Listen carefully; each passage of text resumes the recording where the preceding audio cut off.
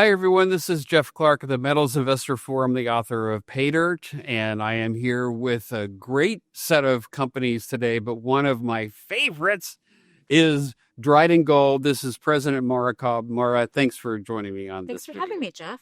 Great. Always good to be here with you. Yes. I like this stock a lot because it hasn't quite left the station yet. I love that. So people could still buy it. But it's really because... is this, as I called it in my write-up, is this the next Red Lake Gold District? So you worked at the Red Lake mine, so you're someone who could comment knowledgeably on this. So can we start there? Tell us a little bit about why this could be not just another little mine in the making, but a whole gold district again. Well, that's a perfect start to Dryden Gold. So Yeah. we have 70,000 hectares. So this isn't a small piece of land that couldn't be a district. This is a district play. The size alone is that. Yeah. And what drew me to the project, so I spent 8 years in Red Lake. 5 of those, I was the exploration manager for the Red Lake mine. So I'm very intimate with how that mine was discovered and the history and the zones themselves. So one of the things that very first caught my eye when our CEO contacted me was the geometries. They were almost identical between the Red Lake mine, the folding, the fault intersections, and that at Gold Rock, which is our kind of main target area in Dryden. So that is just so obvious. You don't have to be a geologist to see that. You look at the map and you're like, oh, folds, faults, and they're going the same way. Okay. So that really drew me to it. And then there was really high grade on the property already. 53,000 grams per ton, over half a meter. Nuggets of that's not that's not a mistake. No, that's a misstatement. That's its own little gold bar, right? Yeah, that's a lot. Yeah, of right. So, you don't have that kind of intercept unless you're in a significant setting. So to me, the ingredients were there, and I thought, okay, this is an awful lot like Red Lake, just in setting. And then there's enough different rock types and land here and faults to host more deposits. So that's why it's not just Red Lake Mine, but really the district. The size ability is all there. And so what's the plan for, I know you're drilling and you have other campaigns coming up, but give us the big picture view. I guess it depends on what the drill results show, right? But is there just phase 1, phase 2, phase 3 drilling? Is there going to be a resource update in there? Do you want to see how big this is first? Where do you see this? And I know this is subject to change. I'm not holding it to anything, but can you give us kind of the big picture map of where this company is going? Absolutely. So we have this kind of two-pronged approach. We have the Gold Rock Camp area where there was historic mining, but like in the 1900s. So this is very, very small scale operation. And some historic drilling. So we had 30,000 meters of drilling on the entire property. Most of that was in Gold Rock. So it gives us something to work with and kind of a brownfields opportunity that we can grow. But with the large district play, we are also doing regional exploration.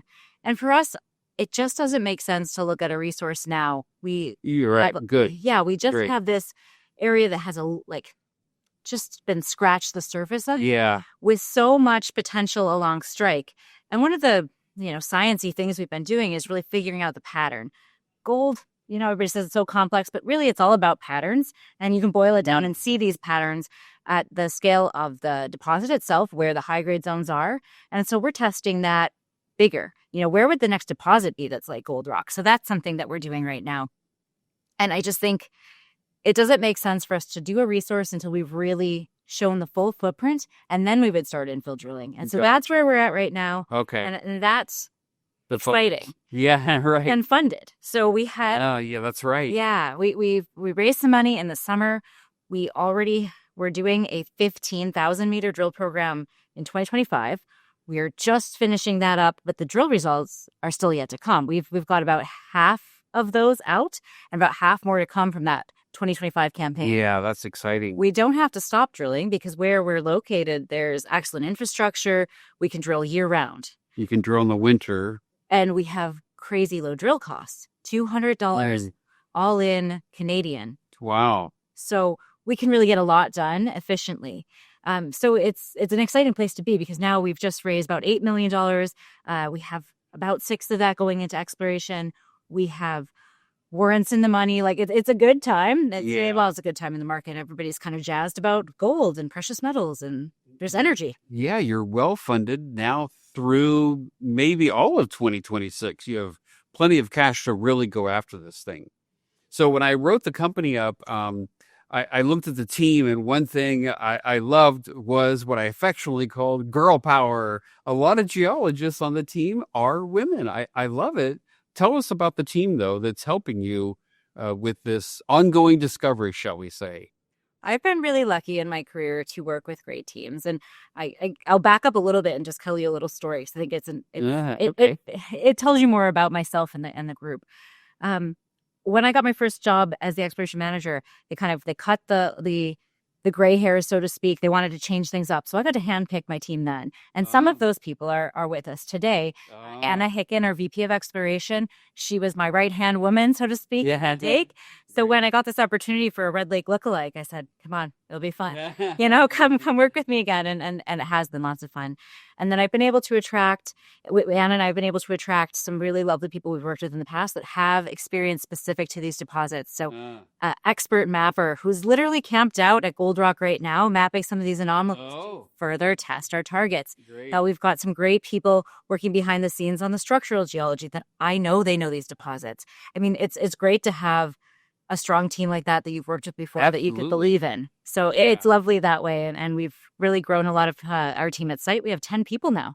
We've grown core share. It's coming along. We're growing up. Coming along. You've got money. You can drill year round. So this could be exciting here over the next, 6, 10, 12 months. And you have a lot of catalysts coming. You have a lot of drill results still coming. I think this thing could really grow. Companies often talk about catalysts and their longer term, but for us, we said in 2025 we were going to have 4 catalysts. Well, they're all going to be proven, I think, successfully within the next few months. So we're going to the end of the year we have been successfully growing Gold Rock. We've been getting good high-grade results. We've gotten results like 301 grams over almost 4 meters. We've gotten results recently, 55 grams over 3.5 meters, and some very nice, beautiful, visible gold. And then we're testing that step out along strike to look for, deposit scale periodicity, like the pattern repeating, but at bigger scale. And then we're testing regional targets, and all of that will come back this year. That will help me decide. This year, before Christmas? This year. Wow. All of that work is coming back this year. So you'll see we can deliver things pretty quickly. And we come up with our strategy. We'll let you know what the results mean and what we're going to do next, and then we'll deliver. That's my promise. We'll keep delivering. Yeah, there you go. I love it. Great. So, in my opinion, it's not too late to buy the stock. Some stocks have really taken off. Dryden is doing well, but the stock has not taken off yet. So, what would you say to someone who is considering buying the stock and looks at a stock chart? Is it too late to buy Dryden Gold? I don't think so at all. I think we're actually being capped a little bit right now because we when we did our initial public offering, we had warrants. They were at 30 cents. We've just become over 30 cents. We've kind of been hovering 35 and fluctuating around there. But, they've just come into the money. And I think that overhang is kind of keeping us where we are. So myself and our CEO been chatting with these shareholders that have the warrants, and a lot of them are big names and hold big blocks. And, I'm optimistic that they'll be exercised. And as that lifts, I think the stock price will really lift too. So I think now is one of those chances to get in before that happens. That's great. That's a good point. Okay, great. Well, thanks for joining me. I wish you well. I'm behind you all the way. I'm a shareholder. So thanks for watching here, and check out Dryden Gold.